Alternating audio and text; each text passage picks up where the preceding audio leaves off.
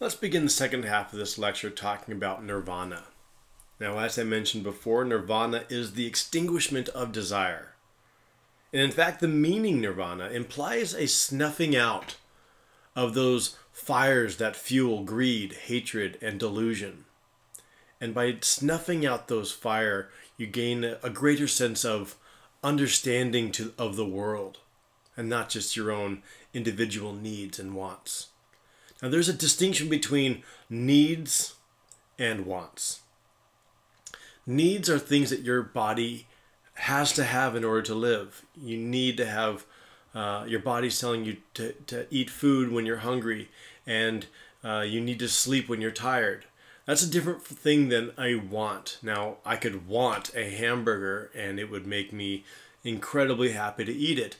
But that is more of a want than a need. My body needs sustenance. It doesn't need a hamburger with all the toppings on it and everything that's so good about eating a nice juicy burger.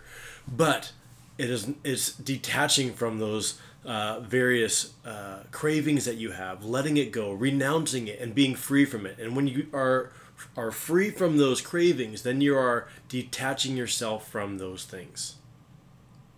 Now, detachment has a sense of a negative connotation towards it. Detachment almost seems cold to a lot of people. But detachment does not mean not caring. In fact, detachment in this context is talking about detachment of your own sense of ego, your own sense of identity, and gaining a greater understanding of the greater universe around you. So it's tapping into the world that surrounds you and letting go of just your own petty pride and your own petty ego and cluing in to what's really going on around you. And when you do that, you realize that you are just a part of all of that in creation. You are not something that is the center of the universe, but you are an important part of that universe. Just as everything is an important part of that universe. So it's important to recognize that, detachment does not necessarily mean not caring. It's actually deeply caring. It's the opposite of that. It's deeply caring about everything other than yourself, which is a hard thing for many to do. Now, the Buddha, in order to train people, in order to gain this greater understanding or achieve this understanding of nirvana, encouraged various practices or certain immeasurables that are known as the four divine abodes. Now, this cultivation of various qualities can bring about that understanding of nirvana. So in these four divine abodes, the Buddha tries to cultivate a disposition of friendship for everything and everybody around you. And in doing so, you have a certain empathy for not only who you are or what's going on through your life, but you understand how others are feeling around you. This includes the grass blades that are coming up and the insects that are below them. And in doing so, you are moving on to the next step, which is a loving kindness. He learned to suffer with other people and everyone around him, recognizing that they too suffer. By letting go of his own ego and his own pride, he could then recognize that other people are going through similar situations as well. And that is known as the loving kindness. Now, everything's not doom and gloom. He also had a third phase of his meditation, which is summed up as sympathetic joy.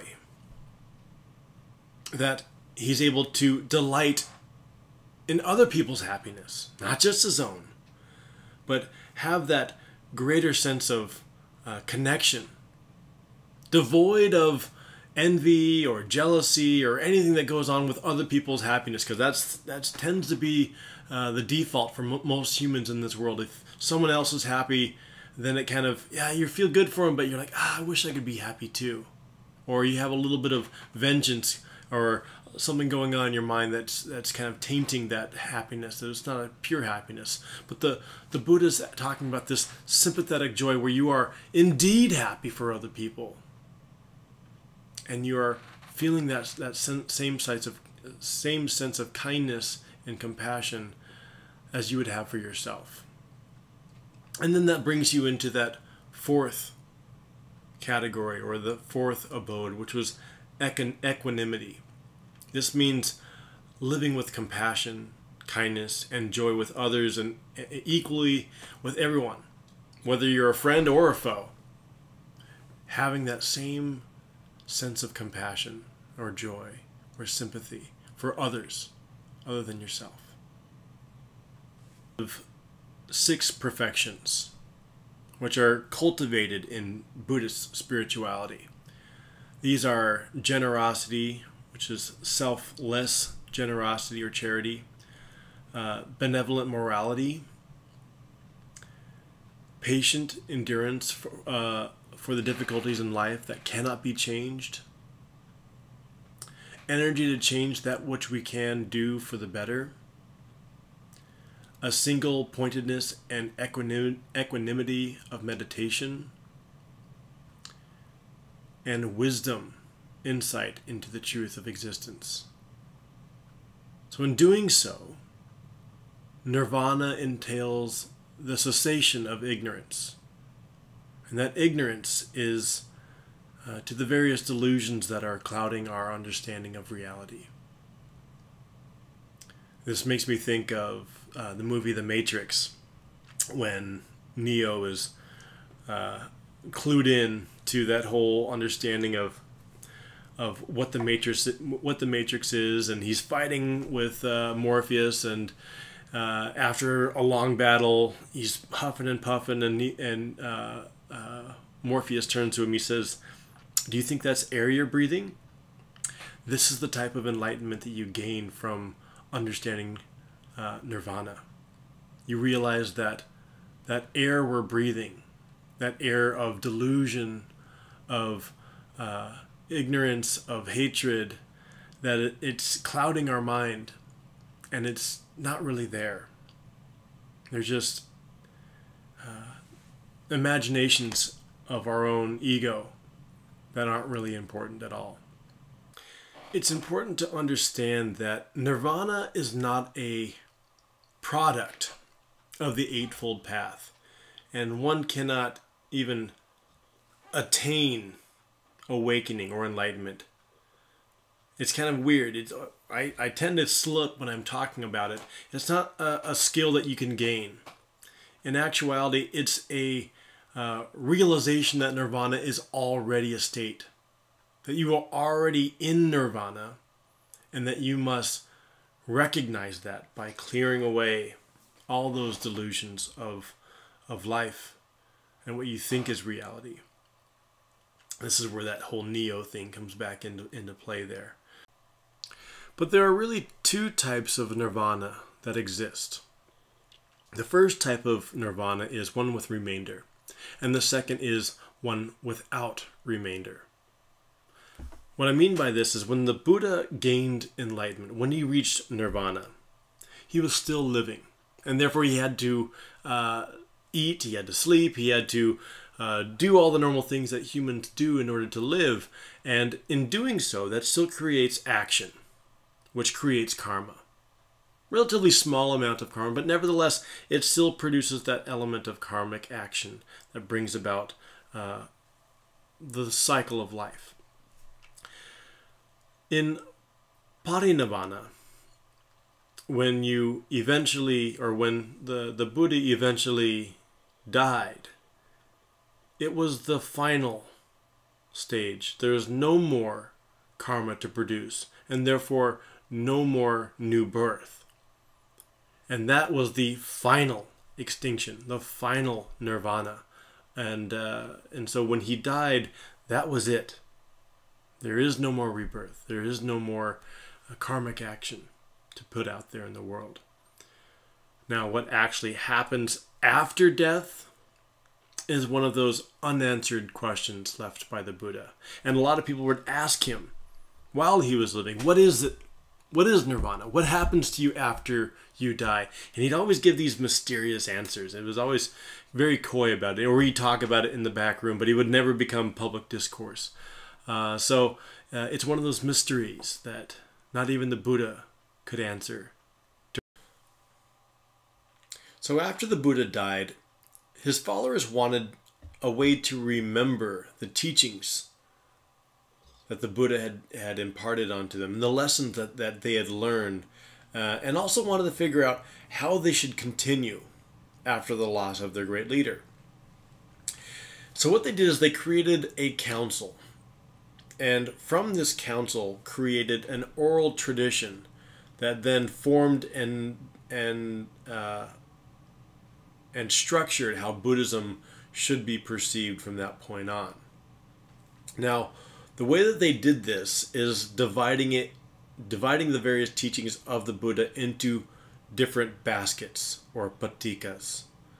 So we have the basket of discourses, the basket of disciplines, and higher teachings. Now, this collection of various teachings and various understandings was probably a result of centuries of philosophical systemization based on lists and summaries that had been perhaps recited during this first council and then passed on orally from generation to generation after this. But nevertheless, we'll talk about these three different baskets. The first two, the baskets of discourse and the basket of discipline, we'll talk about now, and then later on we'll talk about the higher teachings a little bit later. So the Sutra Pitaka consisted of 5 collections and included well-known anthology of Buddhist wisdoms as well as the stories of the Buddha's previous lives. So it was what the Buddha had been teaching his disciples and kind of using the different methods of storytelling in order to convey certain meanings. So these sutras are then passed on through that way. The Vinaya Pitaka was divided into 3 parts. The first one was the division of rules given the code of discipline. The second one was known as the sections. This includes the accounts for the awakening of the Buddha and his great disciples, because those who were that followed him also gained enlightenment as well. And also provided accounts for the first 2 councils. And then, in addition to this, provided rules for ordination and the days of observance when the monastic principles and practices should be conducted.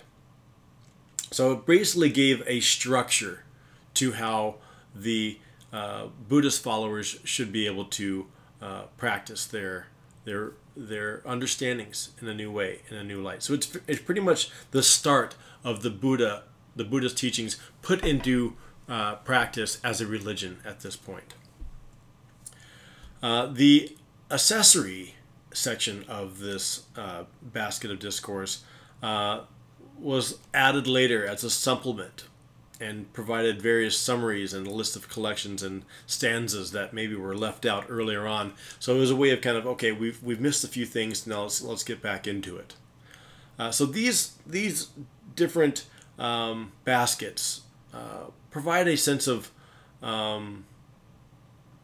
structure and discipline for monks. And these monks had 2 different stages.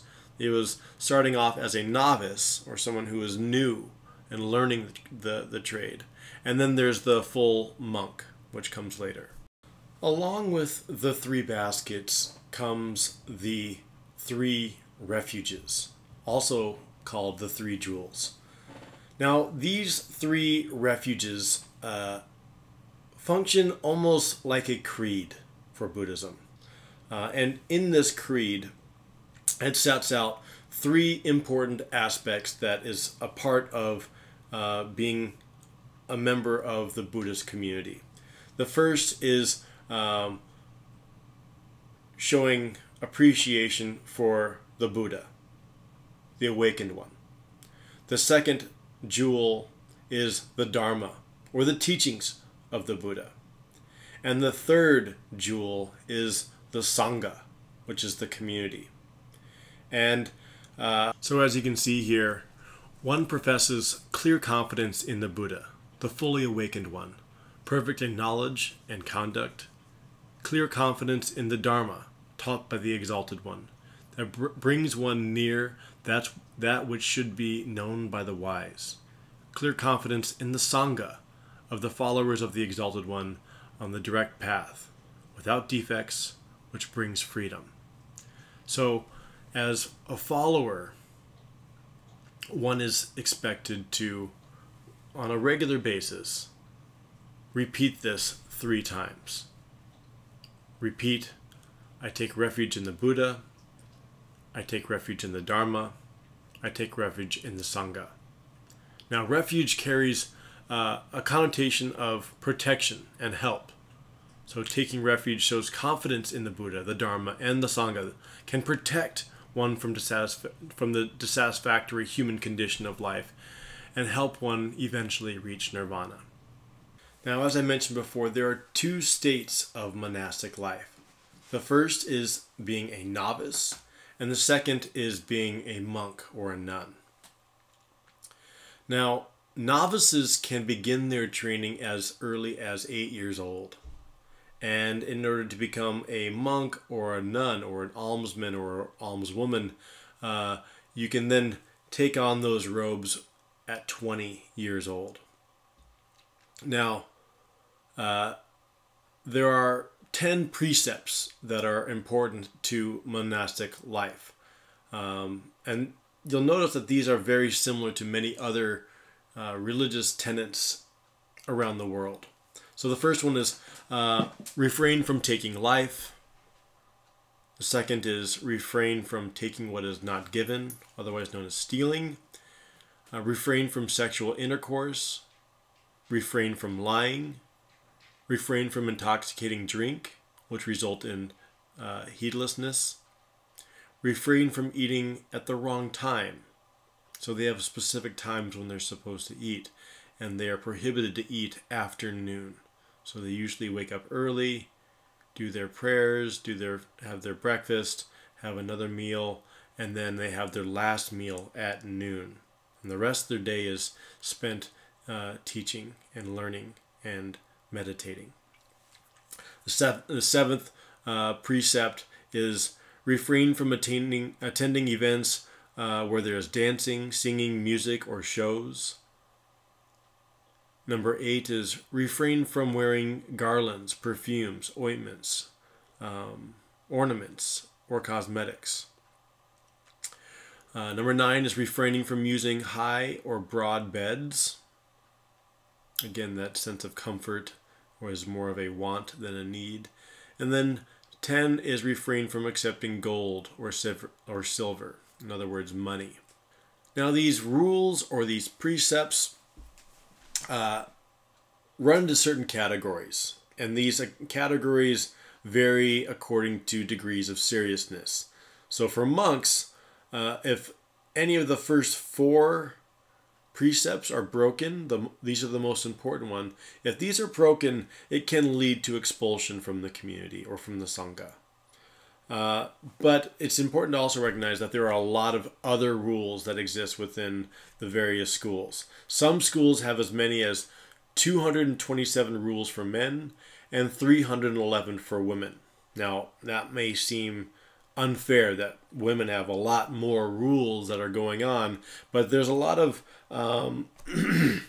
reasons for that. And even early texts show that the Buddha prohibited women into the Sangha at first. He didn't want them in.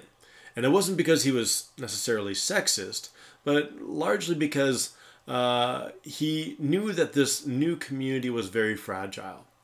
And if you have males and women who, and you're trying to tell them, stop your attachment, stop having this sense of desire, and you have the two sexes working together, it kind of makes a more complicated way of detaching. So if it's more male-centered, you can really start and structure your community rather than kind of making it confusing or convoluted for later. Later on, the Buddha did allow women in, but it was after the Sangha had been established as a strong structure at that point.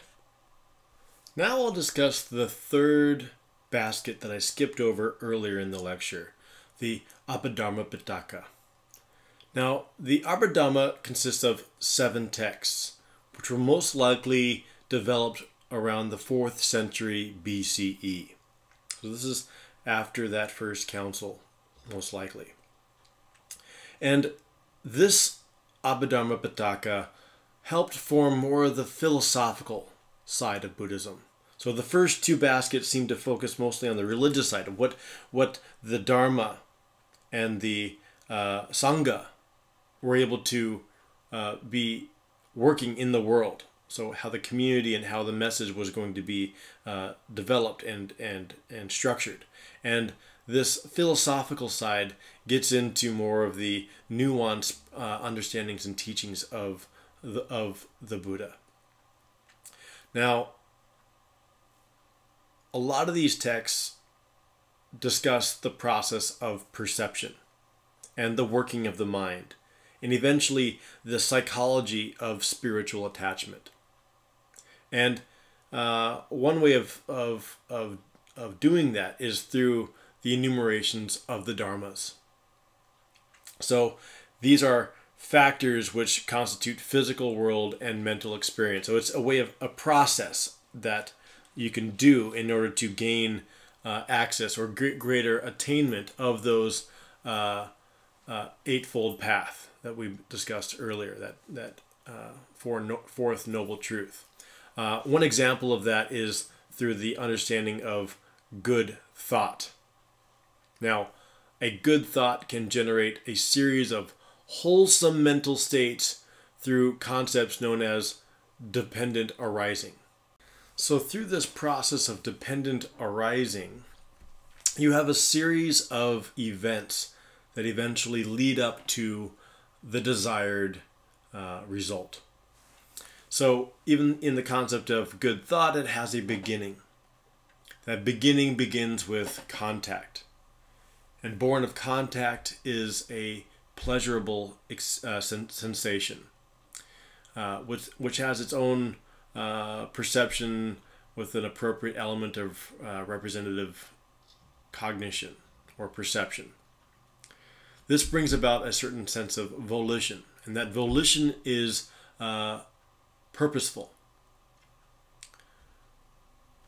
Thought forms ideas in the mind and heart which are clear at that point. After that, there is a focusing of the mind, which then leads to sustained thought, which allows for a continuous adjusting and focusing of that thought. Now, zest comes as a sense of joy. It's a rejoicing of the transparent nature of the mind that comes through this sustained thought. And then eventually you get to a point of ease. And that ease is that of mental pleasure that comes from a pleasant and easy experience. Now with this experience comes a sense of self-collectedness. It is a stability of the mind, which is free of distraction and is balanced. And through this it brings about the power of right concentration, one of those eightfold paths that we talked about earlier.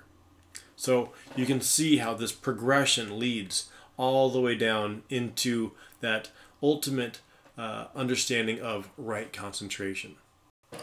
Now let's talk about the importance of King Ashoka and his influence on Buddhism, which is quite profound. Without King Ashoka, Buddhism would likely have died off as a very nominal cult-like sect that would have died off into the bushes.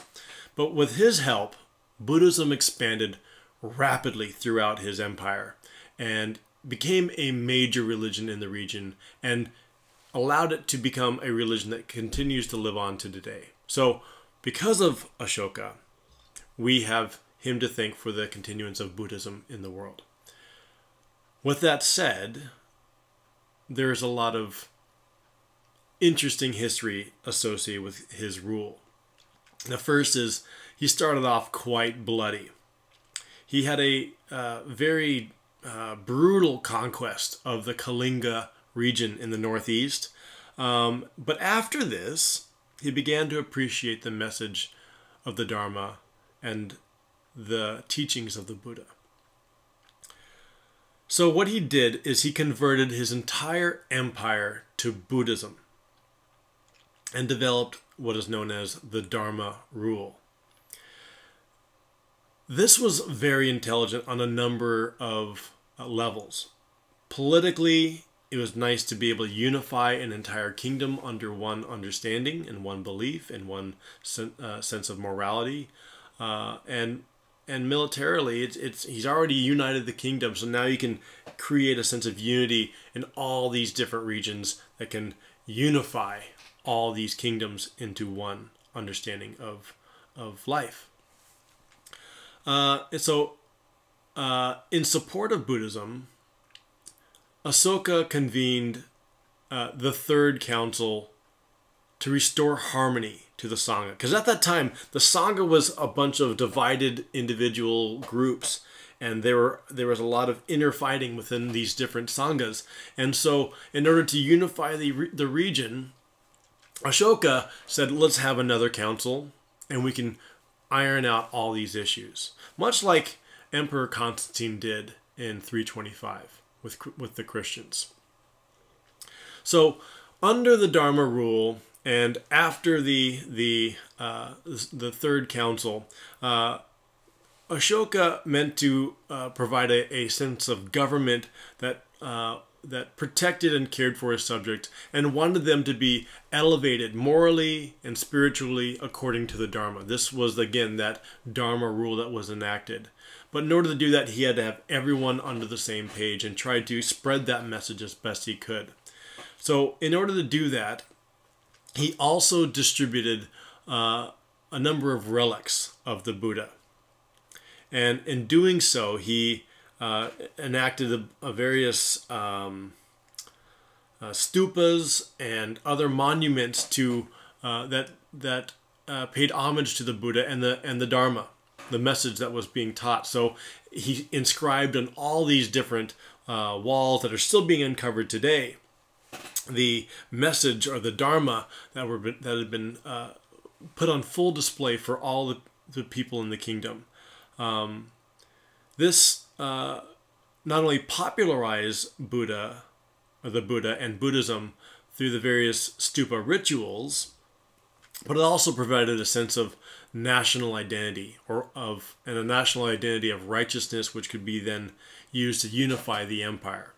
So some 84,000 relics of the Buddha, and so these are like parts of the body of the Buddha that had been dug up and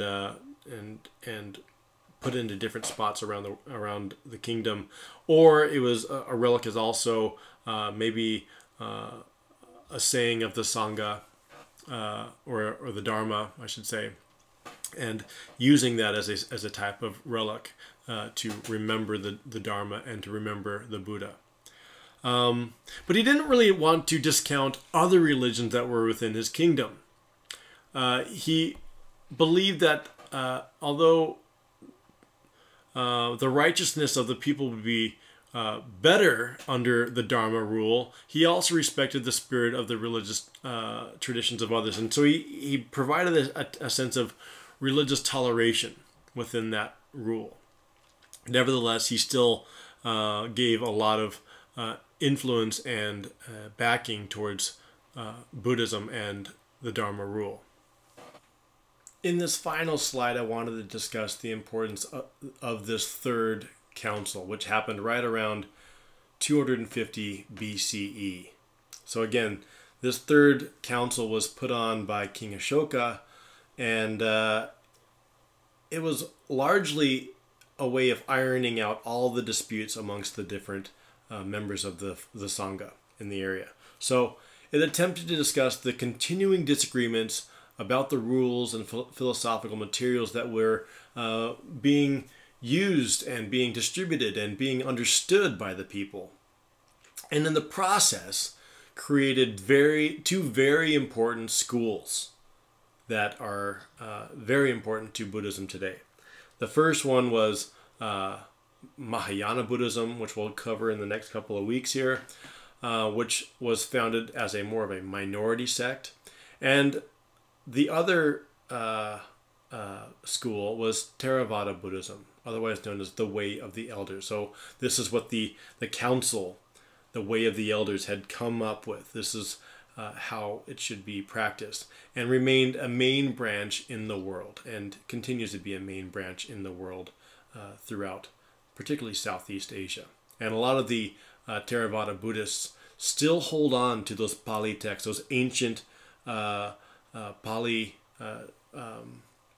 language for their use of the text instead of converting it to other languages. They still hold on to the Pali.